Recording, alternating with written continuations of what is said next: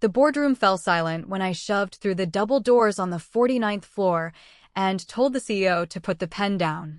I was the night shift document coordinator who verified page counts and whose security access still didn't work on the executive level. Vivian Ashworth called me a man out of his depth, and the head counsel yelled for security. But I wasn't watching them. My eyes were fixed on the final signature block and a tiny corporate registration number buried in an appendix no one had bothered to examine.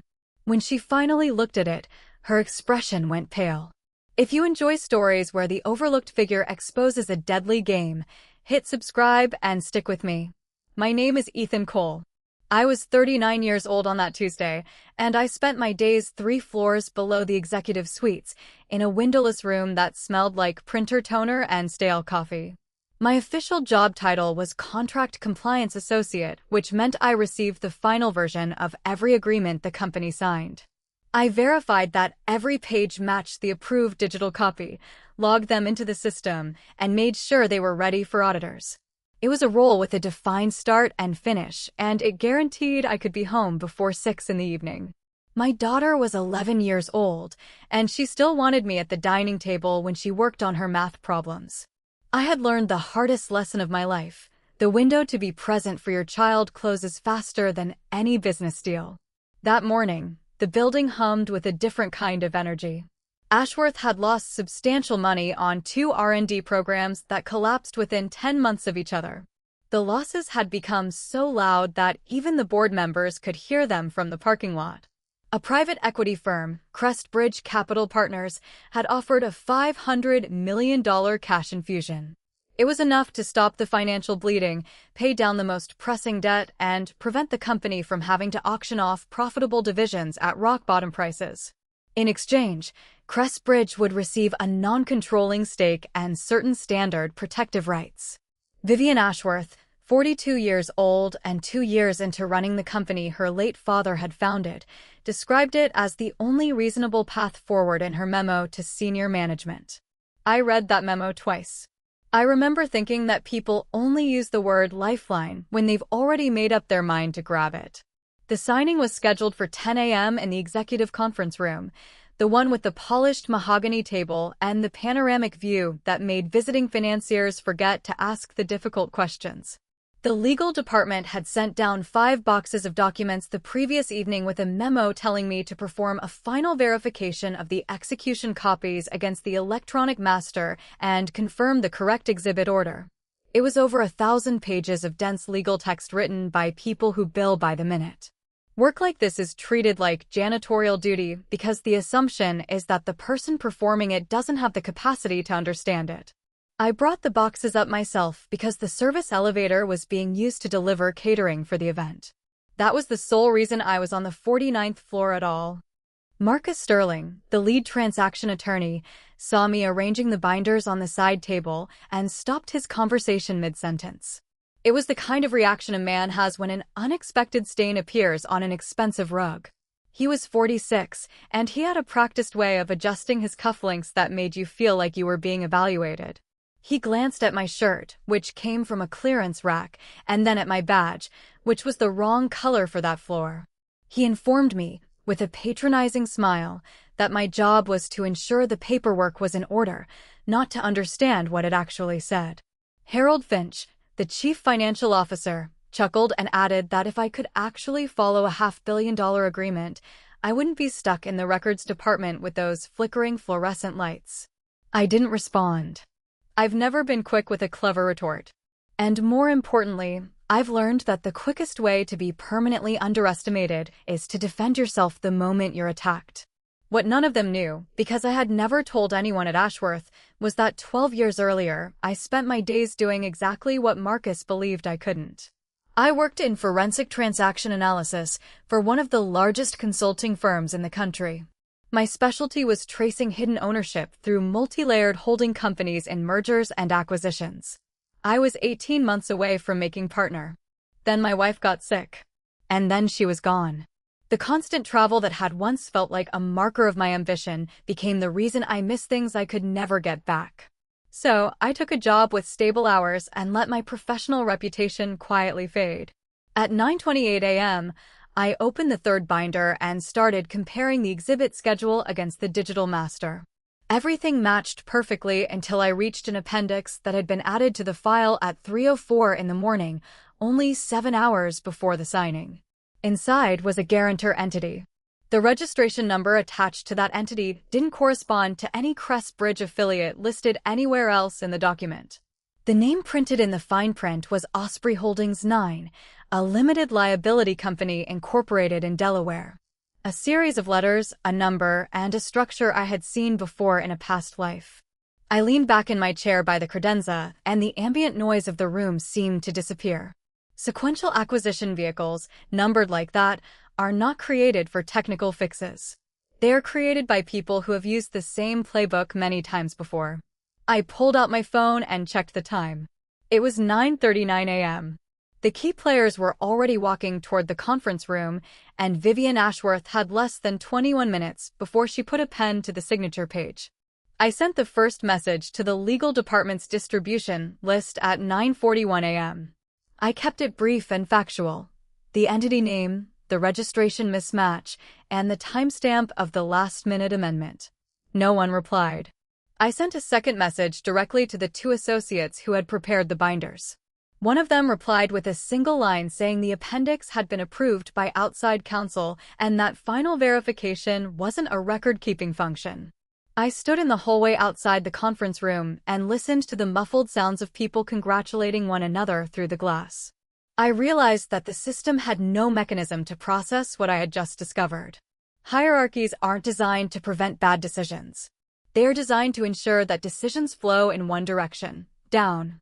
I could have logged a note, gone back downstairs, and been protected by the fact that I had followed procedure. I thought about my daughter. I thought about the mortgage. I thought about the fact that I had exactly 5 weeks of savings if everything went wrong. I walked toward the door. The executive assistant, a composed woman named Patricia, who had guarded that entrance for over a decade, stepped into my path. She informed me the session was closed and my name was not on the attendance list.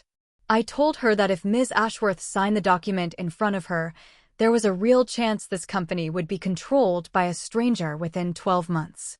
Patricia's expression flickered by about a degree, which for her was a major reaction. But she still didn't move. To everyone within earshot, I had just become the man causing a scene. And in a building like this, making a scene is considered a diagnosis, not a valid argument. So, I did the only thing I could. When a paralegal came out to grab a replacement pen, I slipped through the gap in the doorway behind her. The room had 19 people in it. Financiers along one wall. 2 members of the board near the window. Harold at Vivian's right hand. Marcus standing with the execution copies spread out like a deck of cards. Vivian was holding the pen. It was an antique fountain pen that had belonged to her father, chosen specifically for the publicity photos. I spoke clearly enough for her to hear me, telling her to stop and that there was an ownership issue in the closing set. The air left the room. 19 faces turned toward a man in a $40 shirt who had just interrupted the most significant transaction in the history of the company. Marcus recovered first. He asked me, in a voice pitched for the financiers, whether I held a law degree. I said no.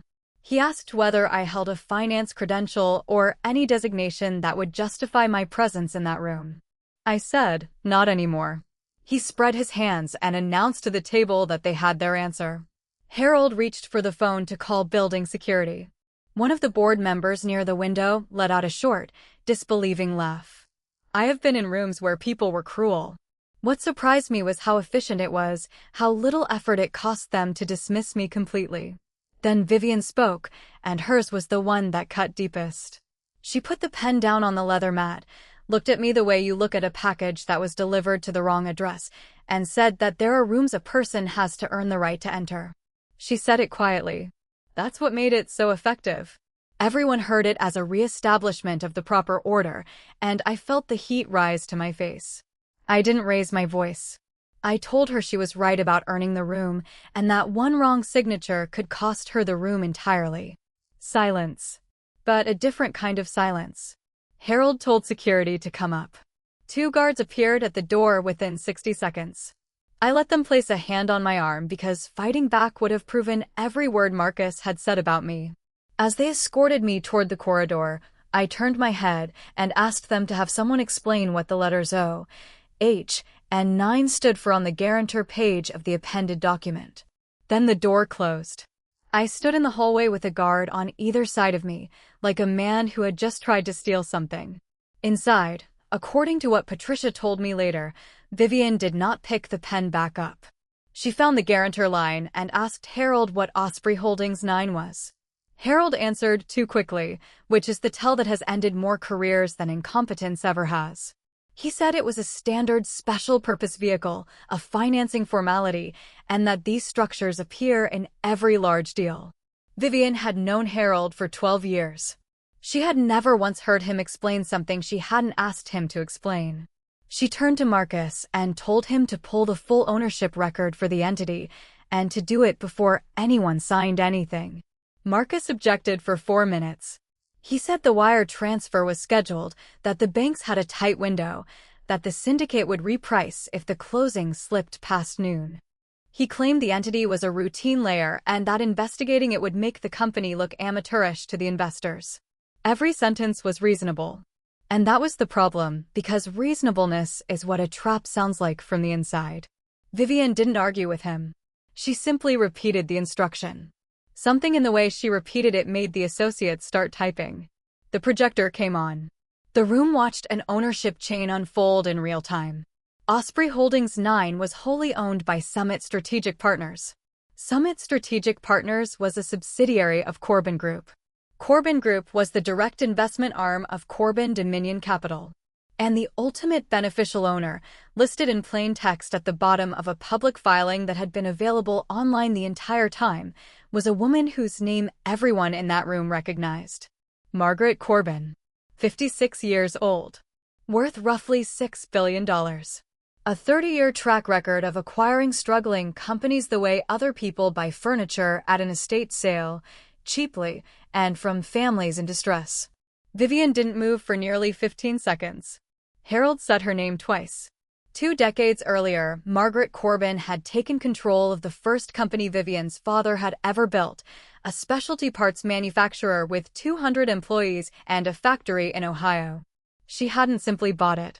She had dismantled it into 4 pieces, sold 3 of them within a year, removed every senior leader, and then gave an interview in which she described the management as emotionally attached to the past.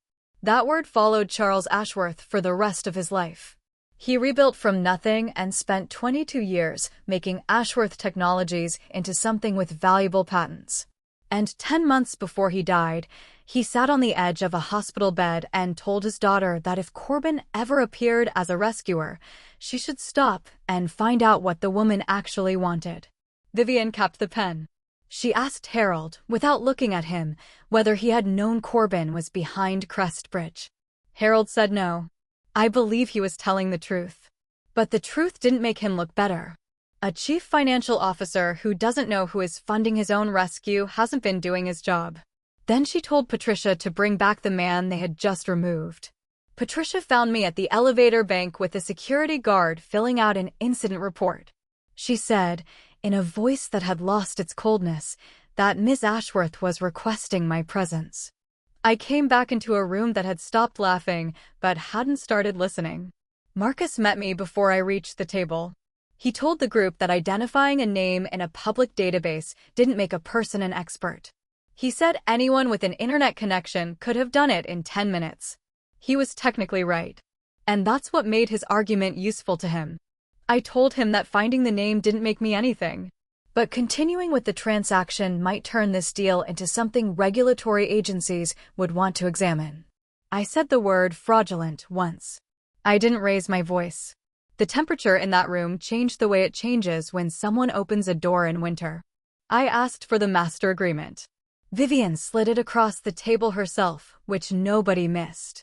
I turned to Section 16 and read aloud the heading of a clause with a name so innocuous it was practically a lullaby, Accelerated Protective Governance Provision. Under it, if Ashworth breached any financial covenant in the following 12 months, Crestbridge had the right to appoint a majority of the board of directors immediately, without a shareholder vote. Everyone at that table had read those words at some point. But no one had read them alongside Schedule 5, which set the covenant thresholds. That was the entire architecture of the deal. The clause was harmless on its own. It was a noose when you placed it next to the numbers. I walked them through it slowly, because slow is what makes a thing undeniable. Ashworth had a term loan with a fixed amortization schedule and an interest coverage test measured quarterly. The covenant in Schedule 5 required a coverage ratio that Ashworth's own internal projections didn't meet in the third quarter of the following year. Might not, did not. On the company's own numbers, submitted by the company's own finance team during the due diligence process. That meant the $500 million wasn't a rescue with a risk attached. It was a purchase of control with a delay built into it, wrapped in a document that let the seller believe she was being saved. Corbin wouldn't have to fight for the company. She would simply have to wait 2 quarters and then appoint the board that would hand it to her. Then I told them the part that changed the room from a negotiation into an investigation. A structure like that doesn't get built from the outside. To set a covenant that a company is certain to breach, you need that company's internal forecasts, the assumptions behind them, and the precise timing of its debt service. That level of detail never appears in public filings. It rarely appears even in a due diligence data room. Someone inside this building had given Corbin the map. I said it plainly, and I watched 19 people begin involuntarily to look at each other. Vivian stood up, told Patricia to lock the doors, and announced that the closing was suspended. Harold came undone first. He argued that suspending a signing at 11 in the morning with 2 banks on standby would be on every financial news wire by 2. He said the market would correctly conclude Ashworth couldn't fund itself, the stock would drop 30% by close, and the vendors who had extended terms would pull them within a week. He wasn't wrong. That's the cruelty of a well-built trap. The alarm and the injury are the same event. He asked Vivian whether she was really going to destroy the company because a file clerk had found a name on a form. Sarah Miller, who had come in during the ownership presentation and hadn't said a word yet, wrote something on a notepad and underlined it. Marcus tried a different approach. He asked how a records controller had come to understand multi-layer acquisition structures, covenant engineering, and Delaware entity filings. The implication was clear. So, I told them. I said that for 9 years I had worked in forensic transaction services at a national consulting firm. My specialty had been identifying shell entities in cross-border acquisitions. I had testified in court twice. I had been on the partner track when I left. The financiers along the wall stopped looking at their phones. Harold said my name like it was a word in a language he had just discovered. Marcus, who couldn't stop himself, said, "So you used to be somebody important." I told him no. I told him I used to have an expensive job. I said that the two things were not the same. I had learned the difference in the 11 months my wife spent getting sicker while I was in airports being important. I said that when she died, my daughter was 6. The choice in front of me was a corner office or a person who would be at the house every night at 6. I chose the person. I have never once regretted it. Vivian looked at the table for a moment. I found out later that she had lost her own father 2 years earlier, and she recognized something in the arithmetic. Sarah crossed the room and sat down beside me, which in that building was a political act. She asked what she could pull. I told her I needed the document management metadata on the appended appendix, the full audit trail, not the summary view. The appendix containing the guarantor entity and the cross-reference that activated the governance clause had been added to the closing set 16 hours before the scheduled signing. At 3:04 in the morning on a Sunday, the internal approval had been logged under a credential belonging to the finance organization, specifically, the Office of the Chief Financial Officer. Everyone turned toward Harold. The man went pale. He said immediately, and too loudly, that 4 people had access to that credential. His executive assistant used it, as did 2 directors in Treasury. He said this was standard practice. Vivian's face did something I hadn't seen before. It was doubt aimed at someone she had trusted for over a decade. And for the first time since I had walked through that door, the room was oriented toward me. Not as an intruder, but as the person who might say the next true thing. It was the feeling of a floor holding your weight after you had already started falling. But I didn't say Harold's name, because the data didn't say it either. I told them an approval credential proves a keyboard was used, not a specific person. I said we needed the transmission record before anyone accused anyone. Sarah pulled the mail gateway log. The appendix had not originated inside Ashworth's network at all. It had arrived as an attachment from an external address. The sending domain resolved to a mail server registered to Corbin Dominion Capital. The acceptance had been confirmed by an Ashworth executive credential belonging to a person sitting at that table. The whole room looked at Harold again. Harold looked like a man watching a truck come toward him on a sidewalk. Sarah had already opened the confirmation record. I asked her to read out the exact timestamp, because timestamps are the only witnesses that don't get nervous. The acceptance had been executed at 3:27 in the morning, Eastern Time, on Sunday. I asked Harold a single question, where he had been at that hour. He said he had been on a flight from Chicago. It had left at 11:15 the previous night. His assistant produced the boarding record in under a minute. It was an older regional jet with no Wi-Fi. Harold had been 35,000 feet in the air with his phone in a seat pocket. He was guilty of 100 small things, but he hadn't sold the company. So I asked Sarah to open the certificate detail on the acceptance. The cryptographic signature attached to the document management action, rather than the display name shown in the log. Display names are decoration. Certificates are fingerprints. The credential that had accepted, approved, and inserted the Corbin appendix into the execution set belonged to the office of the lead transaction counsel. It belonged to Marcus Sterling. The projector showed it in 11-point type. For a moment, the only sound in the room was the ventilation. Marcus didn't blink, which told me he had prepared for this possibility. And that told me more than the certificate did. He said in a level voice that credentials are compromised constantly. He claimed outside counsel platforms are a known vector, and that anyone building an accusation on a certificate string was demonstrating the exact technical illiteracy that had put them in this position. Two board members nodded because it sounded like something a competent person would say. I didn't argue with him. Arguing is how you lose to a professional. I asked him one question instead. I asked why. If his credential had been compromised by an outsider, the printed copy of that appendix had been sitting in his own document case since before Ashworth's system ever received the file. I had seen it when he fanned the execution copies across the table at 9:52. A stapled set with a numbered footer format that our word processing group doesn't use. Sitting under his portfolio. Sarah reached the case before he did. Vivian gave permission with a single word. The stapled set was there. The footer carried a document identification stamp from an outside vendor.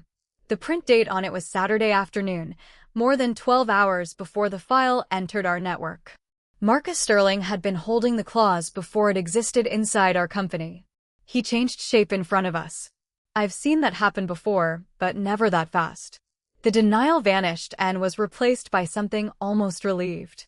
He said yes. He had been in direct contact with representatives of Corbin Dominion Capital for over 6 weeks. He said he had done it to protect the transaction. Because Vivian had been indecisive. Because the board had been slow. Because a deal of this size dies if it's exposed to too many honest opinions. He was still calling it protection while the projector displayed the mechanism behind him. Then he turned to Vivian and made his real argument. It was the only one that had ever mattered in that room. He told her the company was dying. The coverage ratio was going to be a problem with or without Corbin. The vendors were already asking questions. He said Mr. Cole could point at marks on paper all day long, but he couldn't conjure $500 million out of the records floor. And then he looked at me and said that tomorrow morning I would go back down to my filing room while the people in this room had to save a corporation. He wanted me angry. Angry would have been useful to him. I asked Vivian for 10 minutes. She gave them to me. I opened the Crestbridge financial model, the projection file that had been provided as part of the funding package. I put it next to Ashworth's own quarterly forecast. The covenant threshold in Schedule 5 had not been set at an industry standard level. It had been set 2 percentage points above the trough of Ashworth's own projected coverage ratio. And the trough occurred in the third quarter, exactly where the term loan amortization stepped up. That is not caution. That is aim. A breach in the third quarter triggered the governance provision.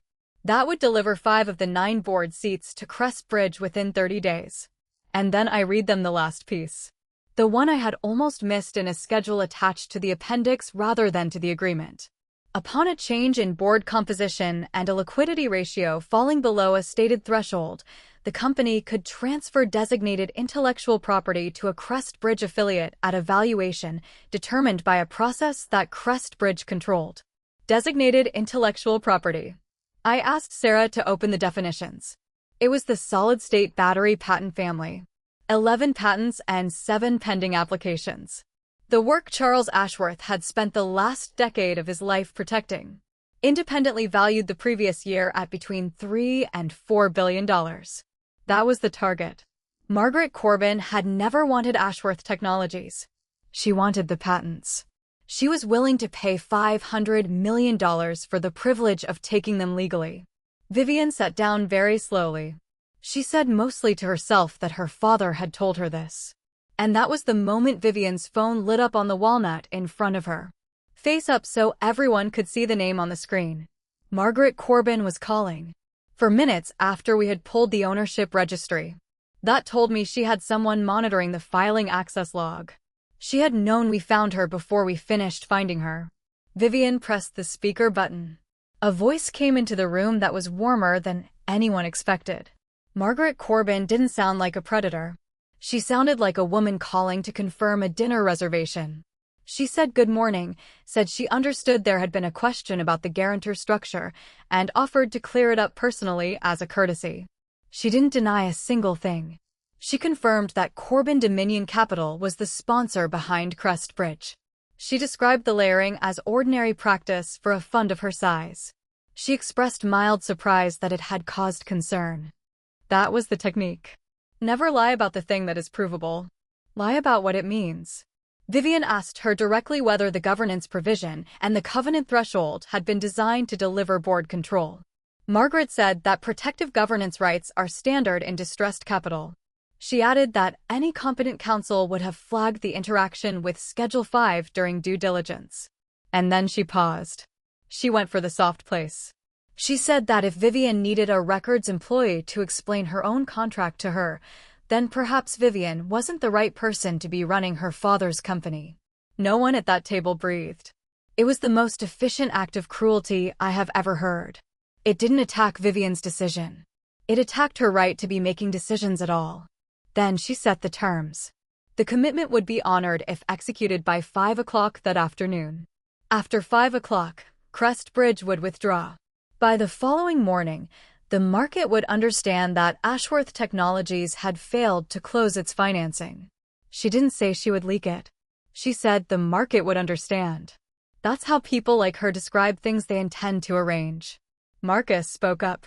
He told Vivian there was no alternative on the table, no time to build one, and the only rational course was to sign and manage the covenant risk operationally. He had gone from architect to advisor in under an hour. Margaret heard a new voice in the room and asked who else was present. Vivian said, "Mr. Cole, my name and my title." And I heard the smile in Margaret's answer. She said, "Mr. Cole, people in your position often confuse the ability to notice a problem with the ability to solve one." I asked her one question. I had spent the previous 90 minutes reading the funding documents while everyone else read each other. I asked whether she was certain Crest Bridge had the right to withdraw. There was a pause of about 2 seconds. From her, that was an eternity. She said, of course, subject to customary conditions. So I read her the document she had signed 3 weeks earlier. Crest Bridge had executed a binding financing commitment in favor of Ashworth Technologies. It was countersigned by the arranging bank. Its termination rights were enumerated in a closed list. Failure of a condition precedent, material adverse change defined narrowly, insolvency proceedings. Nowhere in that list was a right to withdraw because the target company requested verification of beneficial ownership. That action is not only permitted but required under the disclosure covenant on page 11 of her own commitment letter. If Crest Bridge walked because we asked who owned it, Crest Bridge was in breach of the commitment. The breakage fee was $75 million. The line was silent. Not the silence of someone thinking. The silence of someone recalculating in a room where other people could hear her not talking. I kept going because you don't stop on a hinge. I told her that if information regarding Ashworth's liquidity position, which had been provided under a confidentiality agreement for the sole purpose of due diligence, appeared in the market before 6 o'clock the following morning, the timing itself would establish a use outside the permitted purpose. The remedies in that agreement included injunctive relief and did not cap damages. I said it without heat. I found that the calmest sentence in the room is the one people remember. When Margaret spoke again, her voice hadn't changed at all. That frightened me more than anger would have. She asked Vivian a question that landed like a dropped glass. She asked how many days of operating cash Ashworth had. Vivian didn't answer. Margaret answered for her. 11 days. Based on the Treasury file dated the previous Thursday, with a payroll run and a vendor cycle inside that window. She was correct to the day. That told everyone exactly how deep inside our house she had been. She said she was not required to withdraw and would not. Her offer would simply remain on the table unchanged. Vivian was welcome to consider it while arranging an alternative. Then she said the last thing, addressed to me. She said, "You have helped her avoid a bullet, Mr. Cole. Let us all watch how you keep her from starving." Then she hung up. No one spoke. The victory, which had lasted about 40 seconds, evaporated. Because she was right. Finding the trap hadn't made the company solvent. Vivian turned in her chair and looked directly at me. In front of the financiers, the board members, and the man who had just been exposed. She asked whether I had a plan.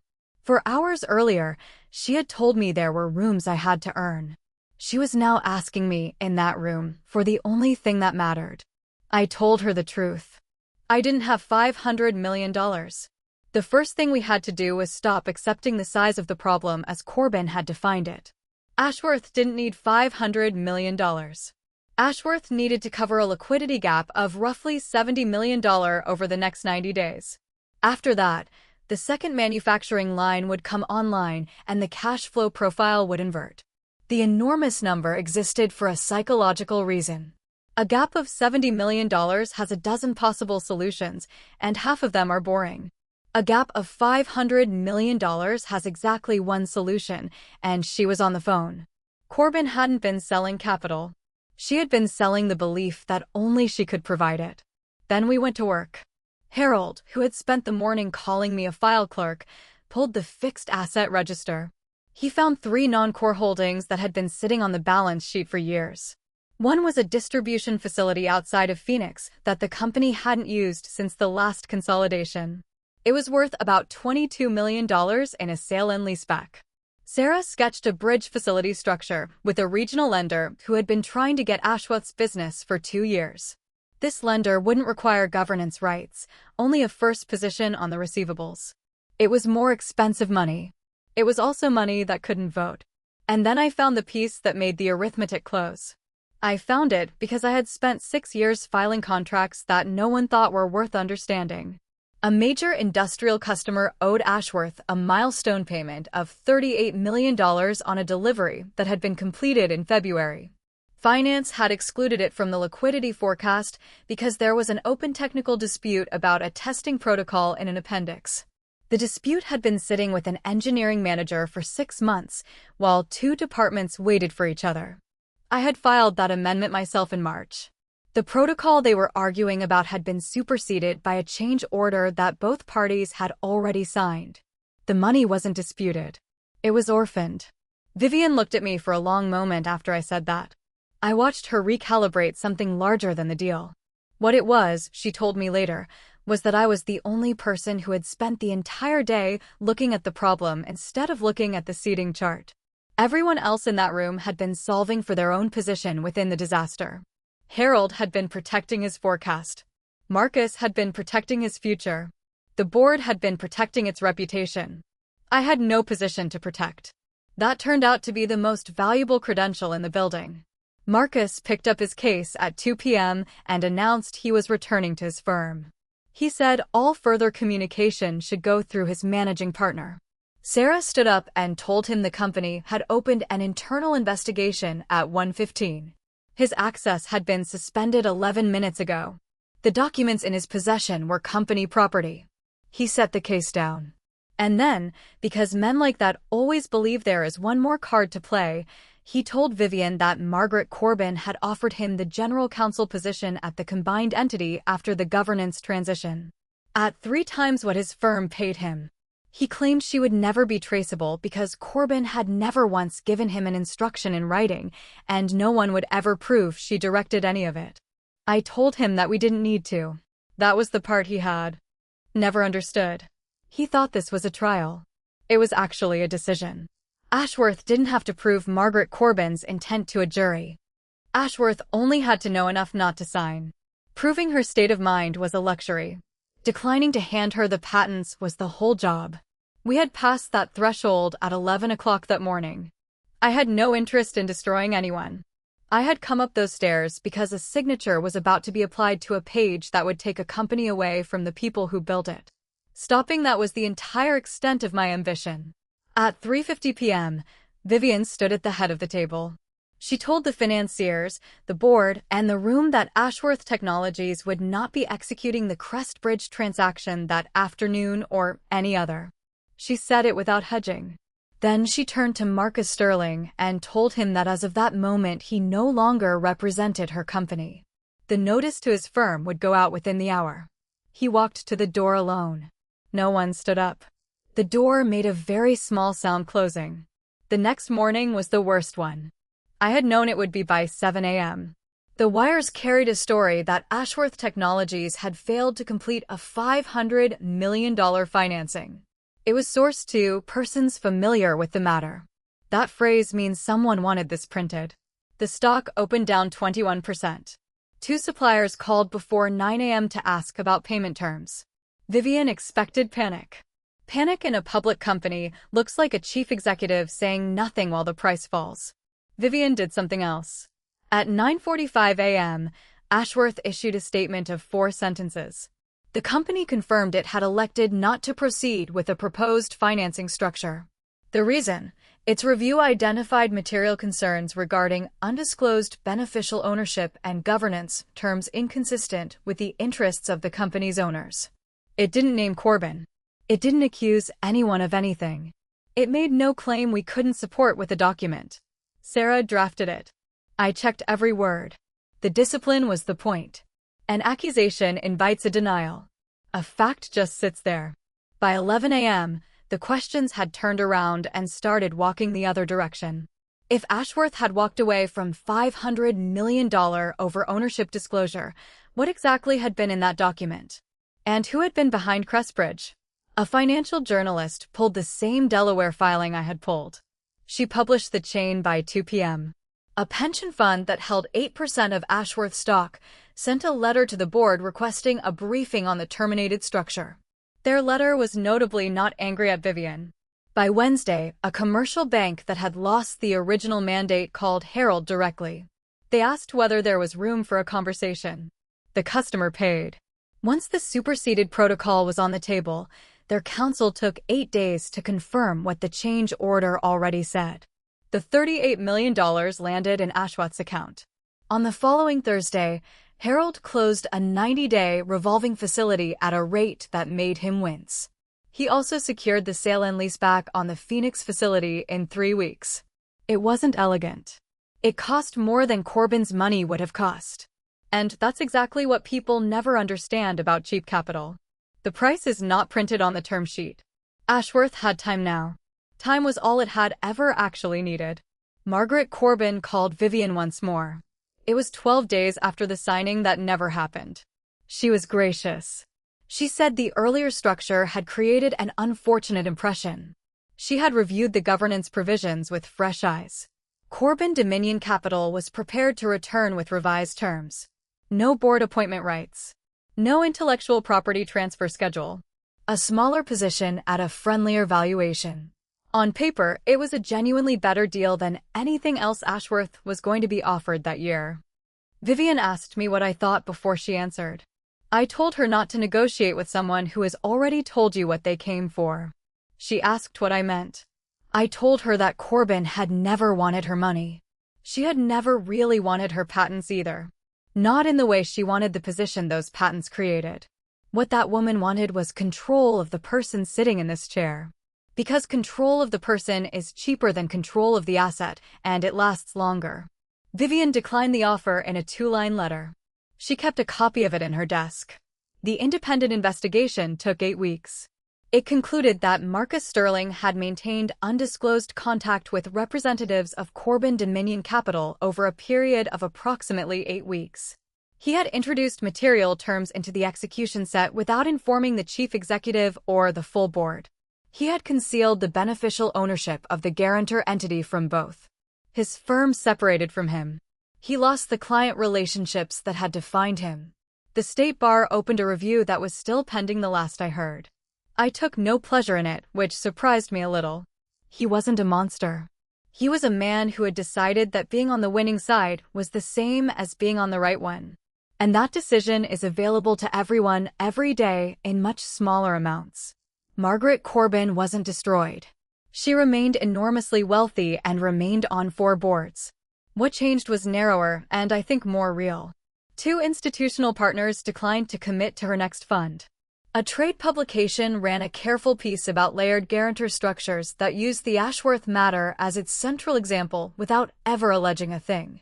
After that, counsel on the other side of her transaction started asking for ownership representations in the first meeting instead of the last. She lost some of the things she had always relied on most, the assumption that she was the only door. And then there was the part that had nothing to do with money. On a Tuesday in October, Vivian asked me to come up to her office. There was no security guard in the corridor, no attorney at the table, and no one laughing. She had a folder in front of her. She slid it across and told me the company was creating a position called Director of Strategic Risk and Transaction Review, reporting to the chief executive, with authority to halt any transaction pending documentary review. The compensation package made me read the number twice. I opened the folder and started reading it, actually reading it page by page, the way I read everything. She got about 90 seconds in before she cracked. She asked with real nerves whether I had found something. I told her not yet, but this time I intended to read before I signed. She laughed. The tension went out of the room. Then she stopped laughing and apologized.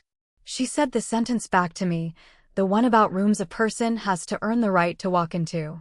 She said it had been the worst thing she had ever said to an employee. She had thought about it every night since. I didn't make her crawl. I told her she had been right. The only thing she had gotten wrong was assuming that a title is the only way a person earns the right. She nodded. She didn't say anything else. That was enough. 3 months later, Ashworth opened negotiations on a new strategic transaction. Smaller, cleaner, with a partner whose ownership fit on one page. The meeting was on the 49th floor in the room with the mahogany table. The chief executive was there. Harold was there. The investment bankers were there. The new outside counsel had been briefed twice on what happened in the spring. I came in at 3 minutes before 10 a.m. with a binder under my arm. My badge was a different color now. No one asked why I was there. There was a chair beside Vivian's. It was empty. It was mine. Harold leaned over as I sat down and said, "Cole, please do me one favor and don't blow this one up before lunch." I told him to give me the documents before breakfast and I would let him know. The bankers laughed. It was a different kind of laughter than the sound I had heard in that room in March. Then Vivian took the execution set from the folder in front of her. Without any ceremony at all, she placed it on the table in front of me before she placed anything in front of herself. It was a small motion. Everyone in that room saw it. Everyone understood what it meant. I read for 11 minutes while 19 people waited.